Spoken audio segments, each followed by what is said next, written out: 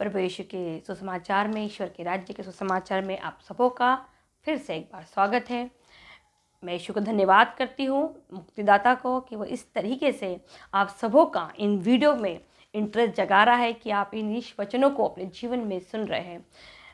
मैं आप लोगों से विनती करती हूँ कि ये समय जो है बहुत ज़्यादा ईश्वर के वचनों को पे गंभीरता से आचरण करने का समय है।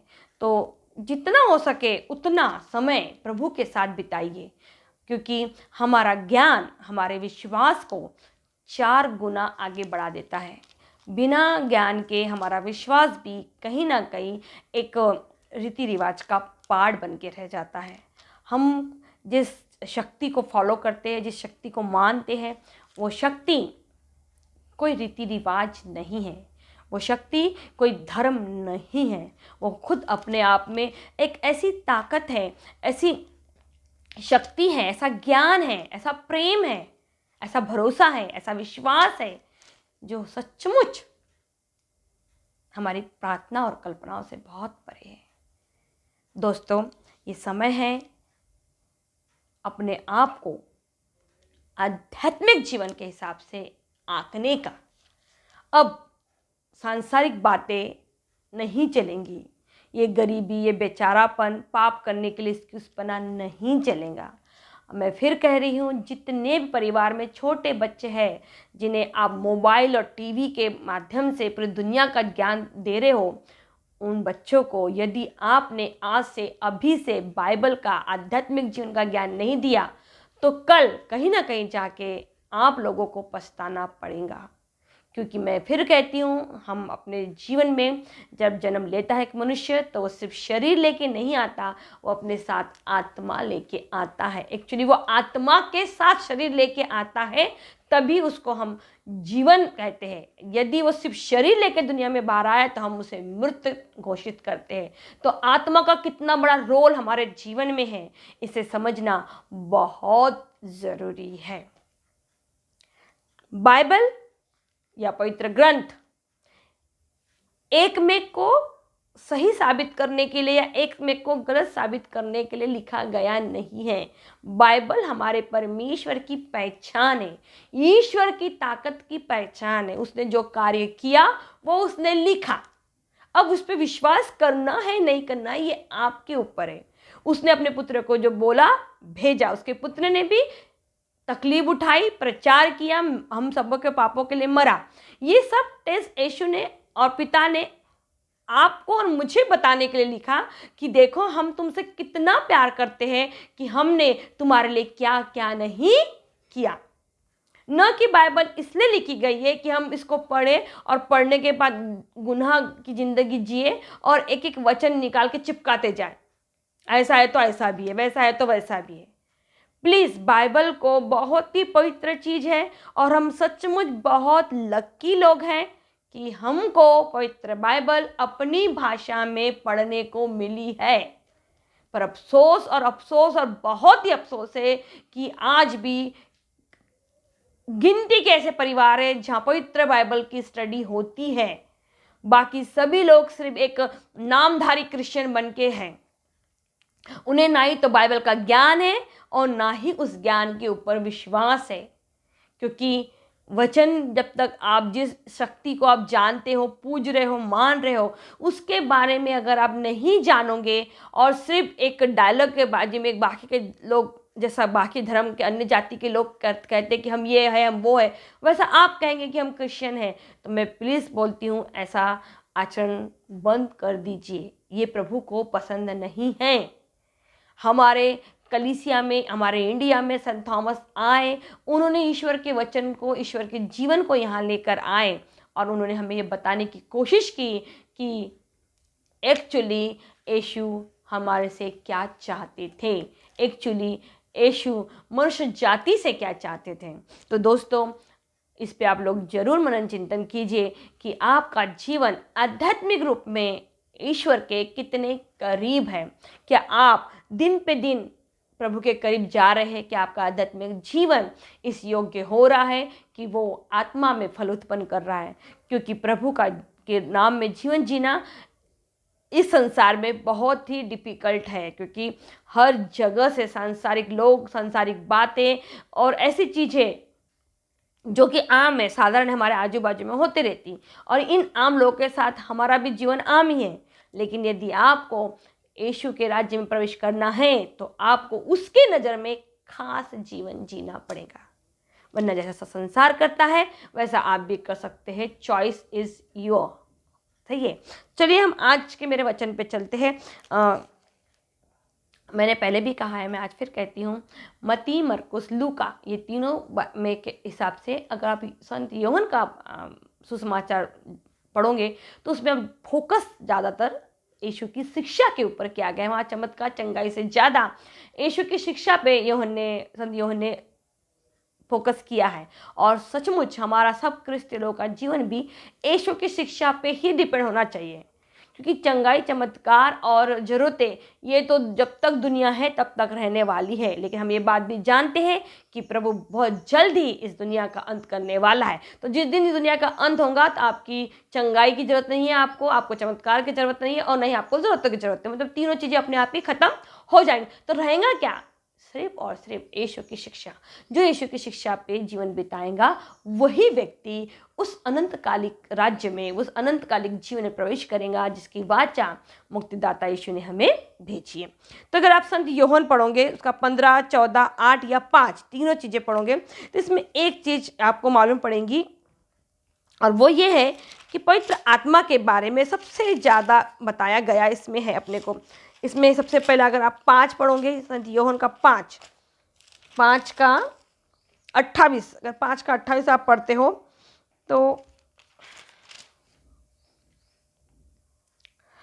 इस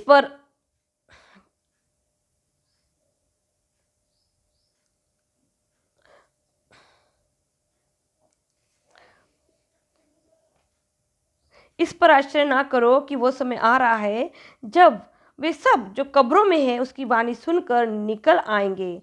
सत्कर्मी जीवन के लिए पुनर्जीवित हो जाएंगे और कुकर्मी नरकण के लिए। इसका मतलब क्या है कि ईश्वर की वाणी, ईश्वर का सुसमाचार न तो जीवितों को बल्कि जो मुर्दे मर गए और जिन्होंने सुसमाचार नहीं सुना ना, उनको भी सुनाए जाएंगे। और उनमें से भी जो यीशु को ग्रहण करेंगे वो स्वर्ग राज्य के लिए जाएंगे, और जो नहीं सुनेंगे वो नरक राज्य के लिए। लेकिन ऐसा हमारे जीवन में कैसा, मतलब चमत्कार होगा कैसा? कौन हमारे को यीशु के बारे में बताएगा? कौन हमें सब आगे ले जाएगा? किसकी ताकत ऐसी है जो हमको यीशु के करीब लेके जाएंगी? तो अगर आप देखोगे तो वो है पवित्र आत्मा। हमारे आज का जो जीवन है, मेन बेस जीवन है, उसका मेन जो सार वो है पवित्र आत्मा।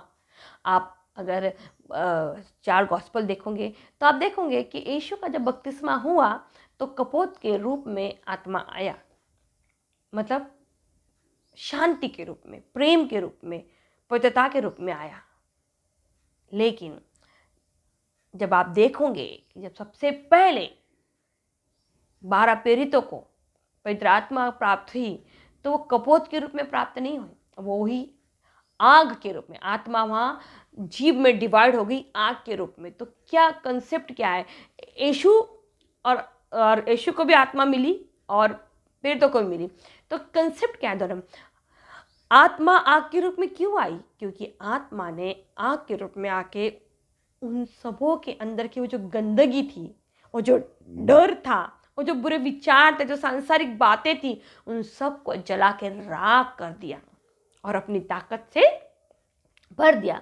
लेकिन यीशु तो ऑलरेडी पवित्र थे, उनको पवित्र आत्मा को पवित्र करने की ज़रूरत नहीं थी, इसलिए उनको कपोत के रूप में वो पवित्र आत्मा मिली। लेकिन आपको और मुझे पवित्र आत्मा आग के रूप में मिलनी चाहिए, तभी वो हमारे अंदर की हर गंदगी को, हर बुरे विचार को, सांसारिक सोच को निकाल देंगी और अपनी शक्ति से हमें चलाएंगी। आप देखिए, जैसे ही जब तक प्रेरितों को आत्मा, पवित्र आत्मा नहीं मिली थी, वो डर डर के, छुप छुप के, घरों में छुप के प्रार्थना कर रहे थे।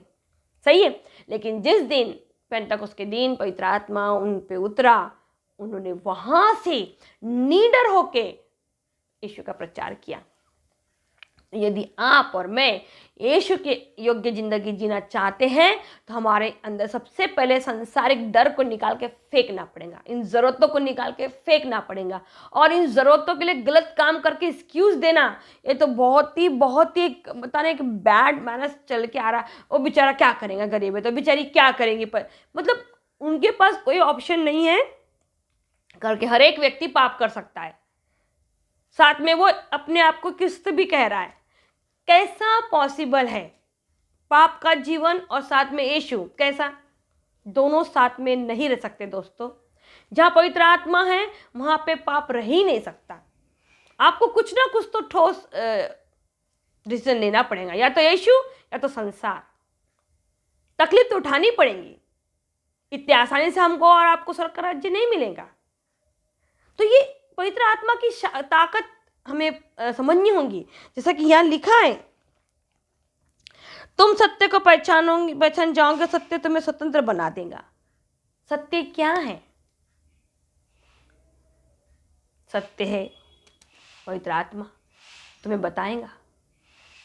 सत्य क्या है? यीशु। सत्य क्या है? उसके ये वचन। हम अपने आप को क्रिस्ते बताते हैं, हम आपको बोल, लेकिन हम इस सत्य को जानते ही नहीं है कि किस टाइम पे कौन सा वचन बोलना है, किस टाइम पे क्या समय किस शब्द का इस्तेमाल करना है। बाइबल, आज कई ऐसे देश है जहाँ बाइबल पढ़ने की परमिशन ही नहीं है, उनको बहुत बड़ी सजा है। लेकिन आज हमारे इंडिया में और ऐसे कई कंट्रियाँ हैं जहाँ पर इतनी आसानी से बाइबल सबसे ज़्यादा अपने इंडिया में है, क्योंकि सबसे ज़्यादा भाषाएं यहाँ बोली जाती है और सब भाषा में बाइबल लिखी गई है। तमिल, तेलुगु, मराठी, भोजपुरी, हर भाषा में बाइबल है। पर अफसोस है, ये हमारे घर का एक डेकोरेशन का सामान बन के रहा है कि हम एक क्रिस्ती है और हमारे घर में एक बाइबल है। दोस्तों, आत्मा हमें सत्य की आत्मा हमें सब कुछ बताएगा और वो हमें इस संसार की हर एक दुख तकलीफ से स्वतंत्र कर देगा। लेकिन उसके लिए हमको आपको जानना जरूरी है। फिर आपने अगर देखोगे 14:17, उसमें भी प्रभु क्या कहते हैं? आप संत योहन को जरूर पढ़िए, क्योंकि संत योहन में ज़्यादातर करके प्रभु की शिक्षा के बारे में बताया गया। और उसमें 14:17, वो सत्य का आत्मा है जिसे संसार ग्रहण नहीं कर सकता, क्योंकि उसे ना तो देखता और ना पहचानता है। तुम उसे पहचानते हो क्योंकि वो तुम्हारे साथ रहता है और तुम में निवास करता है। सत्य का आत्मा, सच्चाई का आत्मा, सच बोलने की वो हिम्मत, वो डेयरिंग हम में। क्यों? क्योंकि हमने बपतिस्मा ग्रहण किया है, हम ऐसा बोलते हैं। फिर किसी भी इस पे आपने कैथलिक में क्या हो, प्रोटेस्टेंट में क्या हो, बिलीव में, इसमें यहोवा साक्षी में, पेंटाकोस्ट, कहीं भी तो आपने उस पवित्र आत्मा को ग्रहण किया है। तो आपके अंदर में क्यों इतनी डर है? क्यों इतना हर चीज के लिए इतनी सोच है, इतनी नेगेटिविटीज है? जब आप बोल रहे हो कि यीशु मेरे साथ है, तो कहीं ना कहीं अब तक हमने उस आत्मा की ताकत को समझा ही नहीं है। फिर देखो संत योहन 15:26 में हमें फिर आत्मा के बारे में बताते हैं। हर वक्त आपको प्रभु ज्ञान दे, जब वो सहायक पिता के यहाँ से आने वाला वो सत्य का आत्मा आएगा, जिसे मैं पिता के यहाँ से तुम लोगों के पास भेजूंगा, तो वो मेरे विषय में साक्ष्य देगा। संत योहन का चैप्टर पढ़िए। यही हमारी क्रिश्चियनिटी, यही हमारा अभी कैरेक्टर होना चाहिए। हमारे जीवन में अब कोई चमत्कार, कोई दूसरा कोई व्यक्ति, कोई ताकत काम नहीं करता, सिर्फ एक ही ताकत काम करती, और वो ताकत है पवित्र आत्मा, सत्य का आत्मा, जो हमें यीशु के नाम से पिता देते हैं। क्योंकि वचन में उसने मांगो तो तुम्हें दिया जाएगा, ढूंढो तो तुम पाओगे, खटखटाओ तो तुम्हारे लिए खुल जाए। मांगना क्या है? पवित्र आत्मा मांगना है, ताकि वो हमें उस योग्य बनाए कि जब हम यीशु परमेश्वर को ढूंढे तो वो हमें मिले। जब हम स्वर्ग के द्वार को खटखटाएं तो स्वर्ग का द्वार हमारे लिए खुला जाए। हमें गेहूँ, चावल, दाल, किराना नहीं मांगना है, अपने बच्चों के लिए नौकरी, शादी, ये सब नहीं मांगना है। ये सब प्रभु ने हमें ऐसे ही बोलते ना, एक के साथ एक फ्री यूं ही दे दिया है, हमको मुफ्त में दे दिया है। क्योंकि जो लोग प्रार्थना नहीं करते कि उनके घर में शादियाँ नहीं हो रही क्या उनके बच्चों को नौकरियां नहीं लग रही क्या? तो जरा सोचो, जो यीशु को नहीं मानते, नहीं करते, उनके जीवन में भी इतना सब कुछ है, तो हम तो उसको मानने वाले लोग हैं ना। तो इसके पीछे मत भागो मेरे दोस्तों। आपकी क्रिश्चियनिटी आपके कैरेक्टर से ही पहचानी जाएंगी। आज मेरे मिस्टर डेजमंड मुझे बोल रहे थे कि ऐसा सब काम काम धाम करके ऐसा एक अच्छी राजा वाली ज़िंदगी जीना चाहिए। मैंने उन्हें कहा कि आप यीशु की नज़र में राजा हो। क्यों?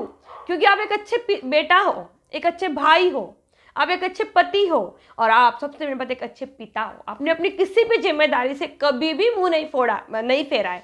तो दोस्तों, यदि आपने भी अपने जीवन में अपनी किसी भी जिम्मेदारी से मुंह नहीं फेरा है, जब भी आपको मौका मिला है किसी दूसरे के काम आने का और आपने किया है, आपने अपने घर में आने वाले हर एक लोगों का स्वागत खुशी खुशी किया है, आपके पड़ोसी से आपके रिश्ते बहुत अच्छे हैं, तो आप यीशु के नज़र में एक राजा हो।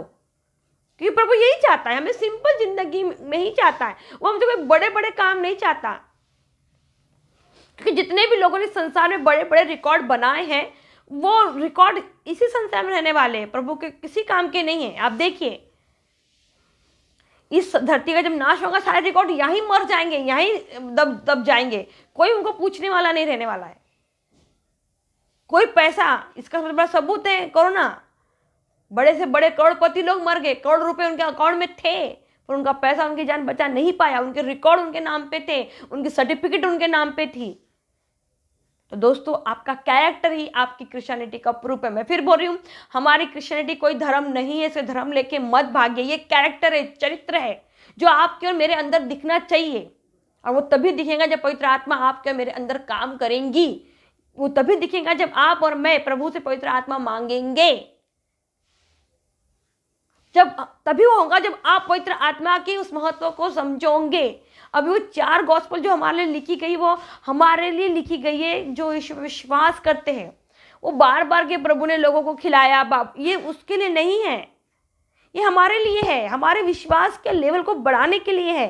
कि भैया, अगर प्रभु उस टाइम खिला सकते तो आज भी है। हम खाने के लिए गलत काम नहीं करेंगे, हम पीने के लिए गलत काम नहीं करेंगे, या संसार जैसी जिंदगी जी रहा है वैसे नहीं जिएंगे, क्योंकि हमने यीशु को ग्रहण किया है। तो मेरा आज का जो मेन कंसेप्ट है वो है पवित्र आत्मा। अगर आप सही मायने में एक ईश्वर के चाहने वाले हो, यीशु के सुसमाचार का महत्व आपके जीवन में है, तो आज से अपनी प्रार्थनाओं में अगर आपको कुछ चीज़ मांगना है तो वो है पवित्र आत्मा।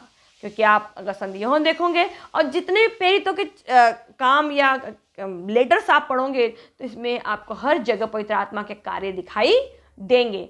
अब आपको और मुझे अपने जीवन में कुछ भी आगे जाना है या ईश्वरीय जीवन में आगे बढ़ना है, तो सिर्फ और सिर्फ पवित्र आत्मा ही हमें इस योग्य बनाएगा कि वो हमें प्रभु के सामने खड़े लाने में। क्योंकि अब हमारा मेन जो कंसेप्ट है वो है ईश्वर का राज्य, वो स्वर्ग का अनंतकालिक जीवन, जिसके लिए हमको रोज उत्साहित रहना चाहिए, हर दिन उत्साहित रहना चाहिए हमको कि हम क्या करने वाले हैं।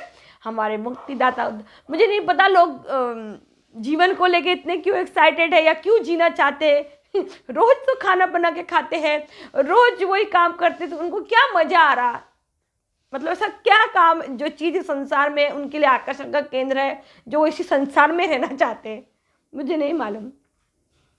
मैं तो बहुत आनंदित हूँ, मुझे प्रभु को हर बात के लिए मैं धन्यवाद देती हूँ। मुझे मेरा ईश्वर राजा जब भी लेने आएगा, मैं आनंद से जानना चाहती हूँ, क्योंकि प्रभु ने मुझे उसका जो पर्सनैलिटी है वो समझ में आ गई है। मुझे यीशु समझ में आ गया है मुझे कि क्या है, वो प्रेम है। इस संसार का कोई चीज़ मेरे को नहीं लेके, उसने बोला उससे मत डरो जो तुम्हारे शरीर को नाश करेगा, उससे डरो जो तुम्हारी आत्मा का भी नाश कर सकता है। तो दोस्तों, अपने स्वर्गीय पिता का भय मानो, उसको कम में मत आंको, डायलॉग बाजी में मत लो। ये तो उसका प्रेम है जो उसने अपने आप को, अपने गुस्से को खींच के रखा है। लेकिन अब बाइबल हमें बताती है समय आ गया है कि पिता अपने गुस्से के प्याले इस धरती पे उंडेलने वाला है। ये सब वो प्रोसीजर चालू हो चुकी है, हमको दिखाई देने रहा, लेकिन ये प्रोसीजर चालू हो चुकी है। वो अपने लोगों को चुनने वाला है, अलग करने वाला है, और उसके बाद जो होगा उसे पूरी दुनिया याद रखेंगी। तो मैं नहीं चाहती कि वो जितना मैं प्रार्थना करो अपने प्रभु से कि वो उतना जो बुरे दिन आने वाले हैं और इससे तकलीफें हमें होने वाली, तो प्रभु हमें उस दिन में एकदम दृढ़ बन के ईश्वर के नाम पे खड़े होने योग्य बनाए, और जैसा वो चाहता है वैसा ही हमारे जीवन से वो करे। दोस्तों, पवित्र आत्मा एक बहुत ही पावरफुल ताकत है, क्रिस्तीय लोगों के जीवन का एक बहुत बड़ा पार्ट है। हमारे जीवन में ना पिता ना पुत्र, वो उन्होंने अपने अपने काम किए और वो अपने अपनी जगह पर जाके आज बैठे हुए। पिता अपने सिंहासन पे विराजमान है और सिंहासन के दाहिने और उसका पुत्र विराजमान है। लेकिन अभी काम कर कौन रहा है? कंटिन्यू पवित्र आत्मा काम कर रही है, वो अपने लोगों को चुनने का काम कर रही है। तो यदि दोस्तों अगर आप चाहते हैं कि आप भी उस राज्य में प्रवेश करें, आपका परिवार प्रवेश करे, तो अपने परिवारों में पवित्र आत्मा की स्तुति आराधना उससे मांगना शुरू कीजिए और पवित्र आत्मा को मांगो। वो शिक्षक के रूप में आपके साथ काम करेगा, वो आपको एक गाइड के समान काम करेगा। हर वक्त आपको कहाँ क्या बोलना है, कैसा, सब कुछ पवित्र आत्मा आपको सिखाएगा। तो हमारा मेन जो ये है, बाइबल अभी जो काम कर रही है, वो आज बाइबल का जो सबसे मेन पार्ट है वो पवित्र आत्मा है। अभी वही हमें शुद्ध करेगा, पवित्र करेगा और पिता के सामने हर दिन अपने आप को पिता के सामने सरेंडर कर दीजिए। हर दिन पिता की संगति में चलने की कोशिश कीजिए। और सबसे इसकी शुरुआत होती है अपने परिवार से, अपने घर से, क्योंकि सबसे ज़्यादा परीक्षा जो होती है, अविश्वास बना है, वो हमारे ही परिवारों में होता है। गुस्सा हमको हमारे घर के लोगों के ऊपर ही आता है, हम चिड़चिड़े अपने ही लोगों के ऊपर होते हैं और जितनी भी नेगेटिविटी होती है अपने ही बीच में है। तो दोस्तों शुरुआत कर दीजिए कि हम शुरुआत अपने घर से करें और पवित्र आत्मा को अपने जीवन में मांगे। किससे? पिता से मांगे। किसके नाम पे मांगे? पुत्र के नाम से, क्योंकि पिता पुत्र कहता है मैं जाता हूँ और तुम्हारे लिए सत्य का आत्मा भेजूंगा। मैं पिता से प्रार्थना करूंगा कि वो तुम्हारे लिए उस सत्य के आत्मा को क्या करे? भेजे। तो इस वक्त हमें उस आत्मा की जरूरत है ताकि हम इस सांसारिक जीवन से हट के एक खास जीवन जिए, लोगों की नजर में नहीं, मेरे मुक्तिदाता के जीवन में, मेरे यीशु के जीवन में। तो आइए दोस्तों एक छोटे से प्रार्थना हम करते हैं और मांगते हैं वो पवित्र आत्मा जो हमें यीशु के योग्य बना सके।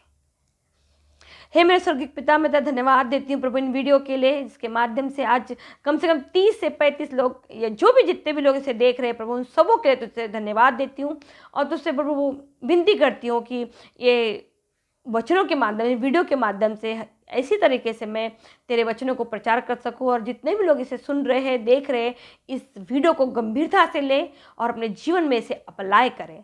मेरे स्वर्गीय पिता, तू जो चाहता है वैसा ही अपने कलीसिया से, अपने लोगों से कर प्रभु। मैं तुझसे जितने भी लोग इन मेरा वीडियो देखते हैं और जो लोग नहीं भी देखते लेकिन तेरी कलीसिया है और एक अच्छा जीवन जी रहे प्रभु, उन सबों के लिए तुझसे पवित्र आत्मा मांगती हूँ प्रभु। वो सत्य का आत्मा हमें प्रदान कर जो हमें तेरे रास्ते पे चलना सिखाए, हमें तेरे योग्य बनाए, तेरे सम्मुख खड़े होने योग्य बनाए, ताकि जब तू अपने पुत्र यीशु को भेजे तो हम उसके सामने खड़े होने योग्य पाए। मैं विश्वास करती हूँ मेरे पिता कि तू मेरी प्रार्थना और विनतियों को कबूल किया, इसे तूने सुना किसी और के नाम से नहीं बल्कि तेरे परम प्रिय पुत्र और हमारे मुक्तिदाता उद्धारकर्ता के नाम से मेरी इन प्रार्थनाओं को तू कबूल कर सुन। आमीन।